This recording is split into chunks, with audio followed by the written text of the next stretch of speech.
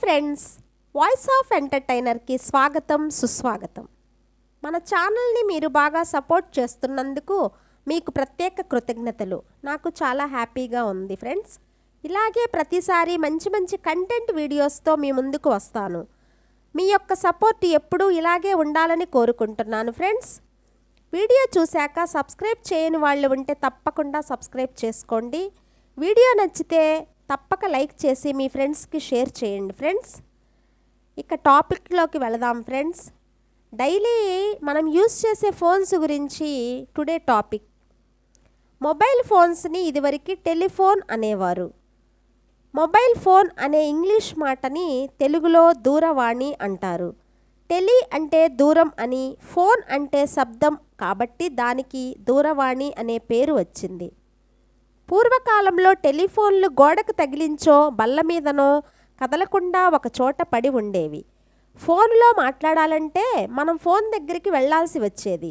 ఫోన్ని ఎక్కడ పడితే అక్కడికి చేత్తో పట్టుకుని పోయే సౌకర్యం ఫస్ట్ టైం జపాన్లోని టోక్యో నగరంలో 1979లో వచ్చింది. ఈ రకం టెలిఫోన్ని ఇంగ్లీష్లో మొబైల్ ఫోన్ అనడం మొదలుపెట్టారు. మొబైల్ అంటే తేలికగా కదలగలిగేది లేదా చలించగలిగేది అని అర్థం. టోక్యోలో జరిగిన ఈ ప్రయోగం విజయవంతం కావటంతో ఈ పద్ధతి ఐరోపాలోని కొన్ని దేశాలలో వ్యాపించింది. చివరికి 1983లో మొటరోలా కంపెనీ అమెరికాలో ఈ ఫోన్కి ప్రాచుర్యం కల్పించింది. అప్పుడు ఆ కంపెనీ తేనెపట్టులో గదుల మాదిరిగా ఒక సెల్యులార్ నెట్వర్క్ రూపొందించి వాటికి సాంకేతిక వాతావరణం సృష్టించింది. అందుకని అప్పటి నుంచి అమెరికాలో దానిని సెల్యులార్ ఫోన్ అని, సెల్ ఫోన్ అని, చివరికి సెల్ అని పిలవడం మొదలుపెట్టారు. ఈ సాంకేతిక పరిధిని మొదటి తరం first 1G are first generation అని కూడా అంటారు.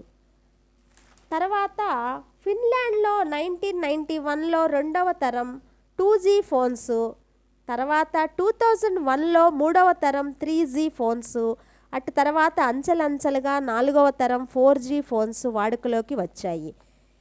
ఈ తర్వాత మార్పులతో కొత్త కొత్త ఫీచర్స్తో ఫోన్స్ మార్కెట్లోకి వస్తున్నాయి. ఇప్పుడు ప్రజెంట్ 5G కూడా అందుబాటులో ఉన్నాయి. అయితే ప్రజెంట్ టెక్నాలజీతో ఎన్నో రకాలుగా వీటి వినియోగాలు ఎక్కువగా ఉన్నాయి. వాటిలో కొన్నిటిని తెలుసుకునే ప్రయత్నం చేద్దాం ఫ్రెండ్స్. నెంబర్ 1, శరీరపు కదలికలతో సెల్ ఛార్జింగ్. మనకి సెల్లో ఛార్జింగ్ కోసం ఛార్జర్ లేకపోతే కుదరదు. కానీ ఛార్జర్ల గొడవే లేకుండా శాస్త్రవేత్తలు జెన్నియో అనే ఒక కొత్త పరికరాన్ని అభివృద్ధి చేశారు. మన కదలికల ద్వారా సెల్ ఫోన్ని ఛార్జ్ చేసుకోవచ్చని శాస్త్రవేత్తలు చెప్తున్నారు. దీన్ని ఎక్కడికైనా చాలా సులభంగా తీసుకొని వెళ్ళవచ్చు. కదలికల వల్ల ఉత్పన్నమైన శక్తి దాంట్లో ముందే అమర్చబడిన బ్యాటరీలో నిక్షిప్తమై ఉంటుంది. ఎల్ఈడి బ్యాటరీ కొలమానం బ్యాటరీలో ఎంత ఛార్జింగ్ ఉందో తెలియజేస్తుంది. నెంబర్ 2, నీటిలో తడవని cell phones, water proofs. Present చాలామంది యూస్ చేస్తున్నారు కదా ఫ్రెండ్స్.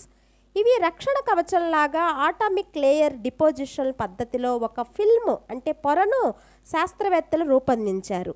ఈ పొర చాలా పలుచగా ఉండి మన్నిక కలది. ఇది వాటర్లో సెల్ పడినా ఏమి కాకుండా కాపాడుతుంది.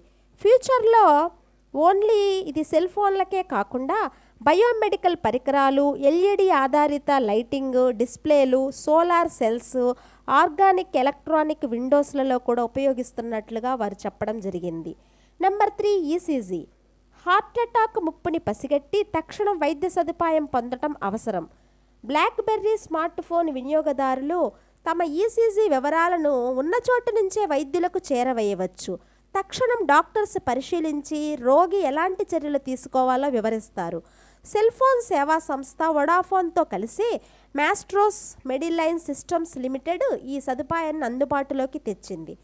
అయితే ఇన్ని ఫీచర్స్తో మంచి ప్రయోజనాలు ఉన్న సెల్ ఫోన్స్ని కూడా మనం తగిన సమయంలో తగిన విధంగా మాత్రమే వాడుతూ ఉంటే ఎటువంటి దుష్పరిమాణాలు కానీ ఇబ్బందులు కానీ ఉండవని శాస్త్రవేత్తల అంచనా.